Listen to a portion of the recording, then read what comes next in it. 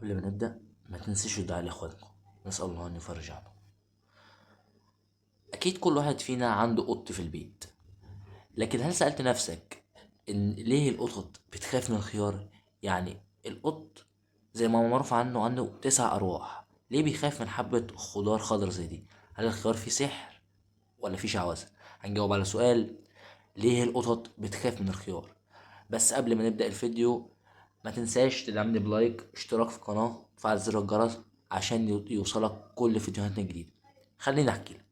في ترند انتشر من كام سنة، الناس بتحط خيار جنب القطط وهم بياكلوا، والقط يلف يشوفه ينط مترين في الهواء. طب ليه؟ هل الخيار مرعب للدرجة دي ولا القط عامل فيها درامي؟ العلماء قالوا ان السبب مش بس في الخيار نفسه. القط مش بيخاف من الخيار كخضار، هو بيتفاجئ بحاجة ظهرت فجأة وراه وهو مركز في الأكل.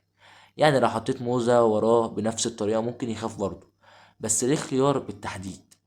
الناس بيقولوا ان الخيار شبه الأفعى والقط بيهرب فورا.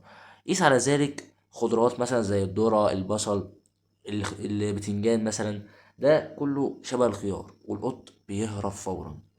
بس خد بالك الفيديوهات دي ممكن تكون لذيذة ومضحكة، بس خبراء الحيوان قالوا إنها ممكن تجيب توتر وقلق عند القط، والقط ممكن يكون محبط زي بالشكل اللي قدامكوا ده. يبقى خلي بالك وانت بتعمل المقلب ده في القط بتاعك. وبكده يبقى جاوبنا على سؤال النهاردة.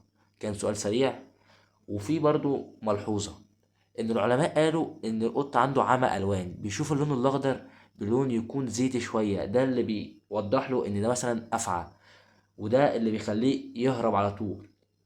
هو القط بيفكر اللي فيه خطر. وبكده يبقى جمنا على سؤال النهاردة.